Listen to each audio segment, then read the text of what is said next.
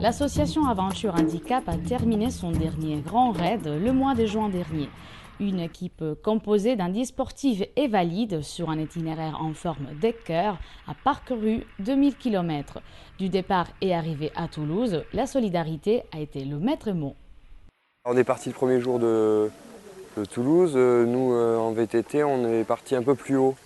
Vers Bruniquel, il y a un château. Et on a traversé l'Aveyron et puis on est parti pour 40 km du chemin, de la route, quelques bonnes descentes, de jolis paysages. J'aime bien revenir ici et voir les gens que je connais, faire du vélo avec eux, passer un bon moment après repas, puis voilà, faire du sport, se donner à fond. Le sport est la pierre angulaire de l'association. Chaque matin, les coureurs et leurs accompagnateurs visitent à nouveau les cahiers des routes.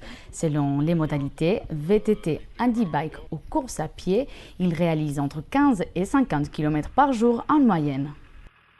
Je me sens bien, un peu fatiguée parce que ça fait quand même 8 jours qu'on roule. Mais je me sens à l'aise malgré les campements itinérants. Il y a une bonne ambiance, c'est super quoi.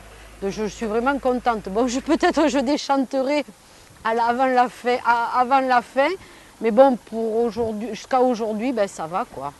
C'est la sympathie, l'entraide, la solidarité et la convivialité. On peut continuer. Allez. À toutes. À chaque étape, un camping différent.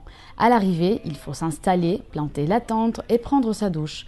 Un geste quotidien qui devient de temps en temps un peu compliqué. Et malheureusement, dans beaucoup de campings ou dans des lieux publics, ils se contentent juste de mettre le pictogramme alors que ça l'est pas. Voilà, c'est là le problème. Alors souvent, c'est la méconnaissance.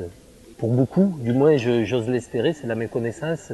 Ils savent pas, ils connaissent pas le monde du handicap. Et après, il y en a d'autres, c'est plus de la mauvaise foi, tu vois, de la mauvaise volonté. Et il y a eu un camping où le camping, il y avait des toilettes accessibles, mais pas de douche. Et le gérant du camping, il a dit, oui, mais j'ai le temps, j'ai jusqu'en 2015.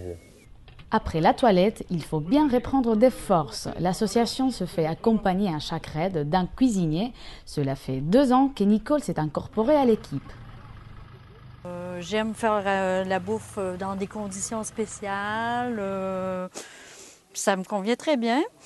Et dans la journée, c'est ça. J'ai les courses à faire un peu de tout le monde, repérer les marchés et tout, et préparer les menus. J'ai un budget à respecter aussi. Il faut que les gens mangent bien, des protéines, des vitamines. Ils ont fait du sport, donc ils ont faim. Donc, je m'organise avec ce que j'ai, tout simplement. Et le soir, avec les ondits, je me fais aider. C'est à tour de rôle, chaque équipage nous aide. Il y a des légumes à couper, tout ce qu'ils peuvent faire. Et la vaisselle. On a une cuisinière hors pair. Ah ouais. Ah c'est vachement bon. C'est que des soirs. Ah ouais. Le dîner est le grand moment des convivialités et d'entraide. La bonne ambiance de ce raid Cœur de France a gommé les erreurs de parcours, la météo défavorable ou les défis que l'équipe a pu trouver sur le chemin.